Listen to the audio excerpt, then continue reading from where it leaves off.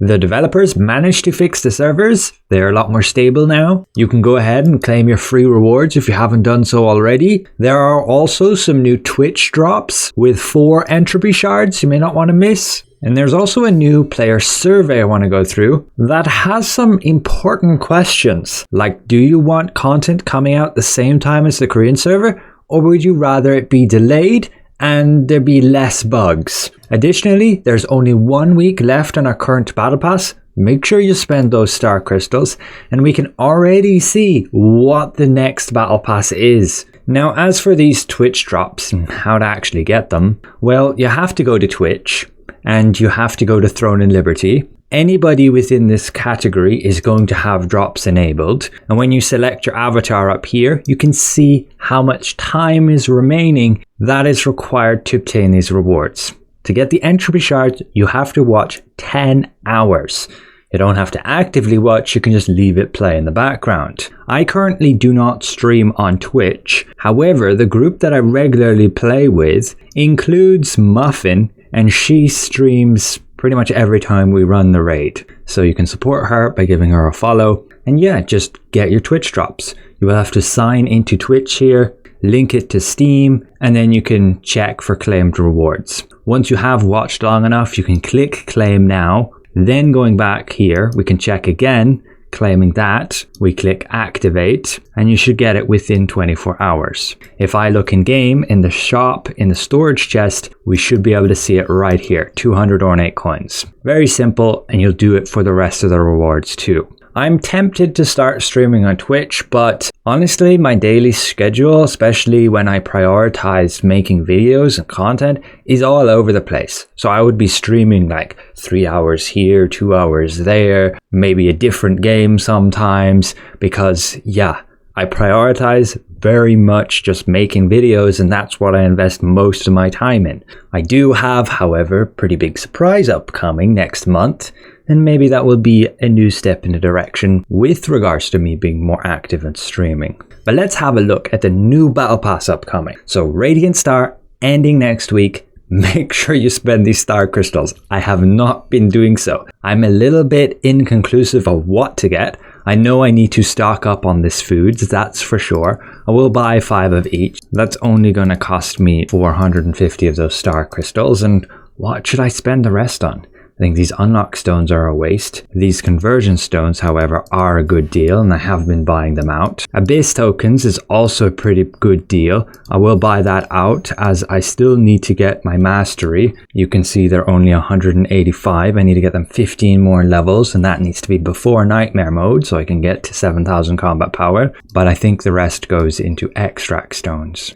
Now, to see what the next battle pass is, we can check the event calendar, and it's Desert Star. We've got a banner here which showcases the new skin upcoming, with the other rewards like pouches, prisms, shards, a morph, amatoy, and some poses. We already had a look in the mirror boutique. You can check out that outfit and how it will look on your character. It's a pretty decent skin, especially for summertime, and on the male character it's really awesome, one of the best. And we can also have a closer look at the new morph, this juicy woolpacker. Really cute. As for the emotes, we can also have a closer look at them. This is the upcoming Throne of Fire. Really well done. The other emote is this gesture blade dance. So we can look forward to it coming next week. But now to have a look at the player survey. Go to your notice board, select here, put your age, your region and platform, and then how satisfied are you with the following? Server stability, dissatisfied. Connection latency, dissatisfied. My ping is supposed to be 33, and it is now, but a lot of the times it goes well above 100 for no apparent reason when playing dungeons. Game performance, like frame rate, satisfied. Gameplay bugs like movement, glitching, neutral, sometimes have issues, but most major things, especially desyncing, have recently been fixed. How have you been impacted by technical issues? Moderate negative impact, but very inclined to say strong since we couldn't really play much today. Describe your most serious technical issue. Infinite loading screens. Have bots impacted your gameplay? I will say a little. They do exist, and there are still ones farming Black Anvil. How is your overall experience in the game? I'm liking it. How do you feel about the direction over the past month? Getting much better with raids. How do you feel about the following aspects? Menus, HUD, UI. Satisfied. Basic controls and commands. Dissatisfied. Improve action mode. Character movement. Satisfied. What level is your primary character? 50 plus. How do you feel about the rate of progression? Satisfied. How do you feel about the following aspects? Skill progression. I think it's pretty good. Weapon mastery progression. Satisfied. Trait progression system. Neutral. It can be pretty hard to get the traits you want without needing to spend Lucent. Gear progression system. Satisfied. How do you feel about the following related to gear? Rate of acquiring materials. I'd say somewhat dissatisfied, especially for newer players, but Hyper Boost may fix it. Rate of acquiring useful gear. Neutral, but mainly because the Goblin event making field boss gear more accessible. Without that event, I would be dissatisfied. Knowing which gear to keep, transfer and upgrade. I'm satisfied. Rate your level of satisfaction with the following. Guild field bosses. Not applicable. Haven't played them in a long time. Co-op dungeons. Satisfied.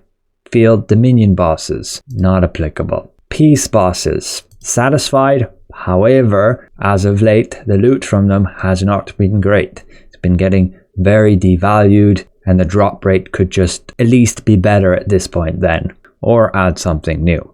Castle Siege, not applicable. Haven't played it in a very long time. Dynamic events, not really applicable. I don't really engage in them. Contracts. I'm going to say neutral, but I am somewhat dissatisfied by the repetitive nature. However, Da Vinci's Favor does kind of fix it, and otherwise I just do cooking contracts. War games, not applicable. I haven't played them in a long time. Life skills, neutral. Gate of Infinity, dissatisfied. The rewards are fine, but the rankings are just really misleading. There needs to be like a limit how many tries you can do, or a separate leaderboard, or at least display how many attempts that person's had. I don't like the fact you can just keep retrying indefinitely. It just takes too much time then, and it's not worth doing. Arch bosses, satisfied. Abyss dungeons, satisfied. Arena, not applicable, haven't played in forever. Solo dungeons, dissatisfied, getting bored of them. Nebula Island, dissatisfied. The PvE area sucks, and I don't really engage in PvP at the moment. Conquest battles, not applicable, haven't played them in forever. And the new raid, Altar of Calanthea, I'm strongly satisfied. This would be in dissatisfied if you asked me this when the raid was released. It was delayed by a day and then had plenty of bugs. Thankfully, they have fixed the majority of impactful ones, so I'm pretty satisfied. Which of the following do you enjoy doing the most? The raid, co-op dungeons, and field bosses. These, however, need some updating, some improvements with regards to loot, as I mainly just attend the peace arch bosses. I don't think I should select this, as this probably refers more so to the PvP arch bosses. How do you feel about the following types of combat? PvP, not applicable, haven't played in forever. PvE, I like. How do you feel about the level of challenge in this type of content? PvP, not applicable. PvE, just about right. I'm enjoying how difficult hard mode is right now of the new raid. And I'm enjoying the trials. They're at least a bit more accessible and like tier 10 plus, but still maintain good challenge. They kind of seemed impossible and they just got exploited to all hell back when tier 2 released. Now it's in a better state. How many PvP activities do you engage per week? I prefer not to engage in PvP. How do you feel about guilds in Throne and Liberty generally? Technically, I have not used this in a long time, so I maybe should just select this. But that is mainly because I don't engage in PvP. I will, however, just say satisfied, as I think they're in an okay spot. If you asked about alliances, on the other hand, I think they could definitely do a better job with balancing those. How do you feel about the direction of the economy? I think it's getting worse. On the flip side, it is getting better with regards to buying items, but making Lucent is harder. I'll just select the same. it's been the same trend forever. Big update, expensive items, over time, all the prices drop. As a free-to-play, make your Lucent when the update drops. Don't splurge out and use expensive items yourself. Just wait till they get cheap and sell them while they're expensive. And even if you're a paying player, if you have patience, you can just wait a bit as well. Prices will always go down over time. How do you feel about the communication from the devs with regards to frequency of content? I think I'm satisfied. Type of content, satisfied. Timeliness of content, fairly satisfied. They do a decent job. It could be better, so I'm not strongly satisfied, especially with regards to the disconnect between the Korean patch notes and the global patch notes, and they're not really being on the same line. They could make those patch notes a bit better, a bit more detailed, again, like the Korean devs do. How do you feel about the following aspects of the game? The premium battle pass. I'm a bit dissatisfied. It could be better. The free pass, neutral. I'm not really going to complain about free stuff. The value of items in the in-game shop, neutral. The auction house, basically what we said earlier applies to this. Free-to-play players looking to make Lucent would be dissatisfied right now. Paying players would be satisfied. I just put it in the middle. How satisfied are you about the following elements of the battle pass? Overall enjoyment of the battle pass, neutral. It's just kind of a thing that happens in the background. I think they could take a leaf out of Fortnite's book. Yes, I played that game quite a bit when it came out. Basically, the Battle Pass required you to go and do different activities out on the map. This led players needing to solve certain puzzles and created hotspots during that specific Battle Pass, creating a more unique experience. As it is, these tasks are very generalized, and again, it's things you're going to do in the game anyway. I would also like to see skins that, when you progress with certain tasks, get certain amount of kills in PvP, get certain achievements in content, you would level up or unlock different unique styles on that fashion. All again can start from the Battle Pass. Quality of rewards you can earn from the Battle Pass, somewhat dissatisfied. Items available in the Battle Pass points shop, somewhat dissatisfied. They could do a little bit better, like purple runes, lithographs, more unlock stones. The value of the premium pass for what it costs, dissatisfied. They could do a bit better, particularly to help newer players catch up. I would expect a battle pass that you spend 500 Lucent for to give you enough materials to upgrade one gear piece to max. I don't think that should be too hard to ask. But yes, that is the quantity of about 500 growth stones, and the battle pass definitely doesn't give that, on top of not helping with traits. However, I do not want the battle pass to become a crutch with regards to being required for players to catch up. Now, that's why I still think they should do hyperboost servers and have a hyperboost event like they have on the Korean server. How satisfied are you about the following? Variety of items in the available shop. I will say non-applicable. I don't really use the shop. The pricing, also, I don't use the shop. I have never bought an outfit. I've never bought weapon skins. I've never bought a morph or an Emotes from the shop whatsoever. Ability to progress without spending money. I'm satisfied. I'm done it. I'm pretty much at end game, can complete all the hard content. But again, I'm a player, doesn't engage in PvP currently. Frequency of sales and special offers. I'll say I'm satisfied. I like having a look at new stuff, and when it comes every week, that's decent. Fairness of premium items compared to free alternatives. I'm going to say neutral, but only because of the Goblin event. Please rate your agreement of the following statements. I understand what I'm getting when I make a purchase. Agree. The game's monetization model is fair. I will disagree. Nobody really likes pay to win, especially with archboss weapons in mind. I would like them to make these archboss weapons a little bit more accessible. So if I attend like half a year of archboss events, I should at least have enough currency to buy my archboss weapon. Right now, that's not really realistic, and that's why the price on these items are always so high. But that's not to say you can't just save up your Lucent like I did and get Archboss weapons. Like I recently got my THEVENIN wand. That was the biggest purchase that I ever made. And I've saved up enough Lucent to basically buy another. However, I don't really see the devs being able to change this. It's a free-to-play game, and I doubt it would be able to do so well with only selling cosmetics. I'll just put it in either agree or disagree. Are you aware of the Summer Splash event? Yes. How do you feel about the following parts of the event? Overall experience, satisfied. Quality of rewards, dissatisfied. They could do better, and they nerfed the goblins. Are you aware of the Altar of Calanthea raid? Yes, I'm playing it. How do you feel about these following parts of the raid? The overall experience, satisfied. Quality of rewards, satisfied. Difficulty, satisfied. Again, if you asked me when the raid came out, I would say the overall experience was poor. It had a lot of bugs, but at this point they fixed quite a bunch of them. Have you heard about the upcoming updates in September?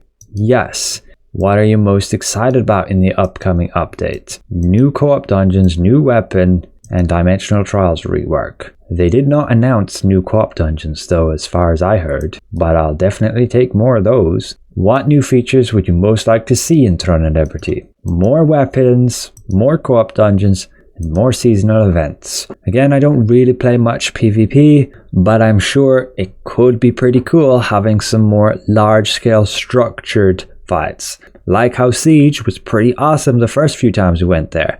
They could do with a different Siege map. But then this ultimate question, which is more important to you? Content parity, having content at the same time as South Korea, or technical performance? Fewer technical issues, but newer content comes out a few weeks after South Korea. I'm just going to go with content parity. I will accept the bugs and the extended server maintenance just to have the content at the same time. I really don't like when, say, all these guides and everything are out before we actually get to play the content. That for me is the biggest thing. In terms of in-game voiceovers, English, accuracy is fine. In-game text, English, accuracy is fine. Stat descriptions, I guess they could be better. Same with skill descriptions. Dialogue's fine. Game menus are fine. Have you contacted customer support in the last 30 days? No, I have not. Have you experienced toxicity in the last 30 days? No, I have not. And finally, what do you think is the single biggest issue that Throne of Liberty could address to improve your experience in the game? Add combat logs. This for me is the biggest thing. I come from a game called Neverwinter where you can look at your character, your abilities, you can go into fights and you can see the exact breakdown of all those abilities. You can look at all the enemies, what killed you, what dealt the most damage to you, what healed you the most, pretty much everything. Other popular games like Final Fantasy, World of Warcraft use similar combat parsers. These improve min-maxing at endgame significantly. And for me, as an avid endgame PvE enjoyer, optimizing builds is one of my favorite things to do. So having a combat tracker would be a huge improvement. Just earlier today, however, I did start creating a bit of a list of things that I desire for them to change. Things like improving action mode, the targeting with that, your mouse cursor getting locked on the screen, campfires not being in great spots, not being able to switch between multi-target and single-target loadouts so easily, rune presets. I want an artifact rework so it's exactly like runes. Even if they have to change artifacts so they only give one stat, I'd totally be fine with that. I just don't like how it is. And the UI update doesn't really change anything. It just makes it, yes, a little bit visually easier to see and sort the artifacts, but it's still nonetheless super tedious. If you have any of your own suggestions that you would put here and want me to express to the devs, absolutely let me know and put it in the comments or message me directly on Discord. But that is it. Thank you for taking the survey. So once again, get your free rewards here. You can get a few additional rewards via the Twitch drops, and we can look forward to the new Battle Pass next week. So thanks all for watching. A special thank you to all the channel members for your added support, and we'll see you guys around. Goodbye for now.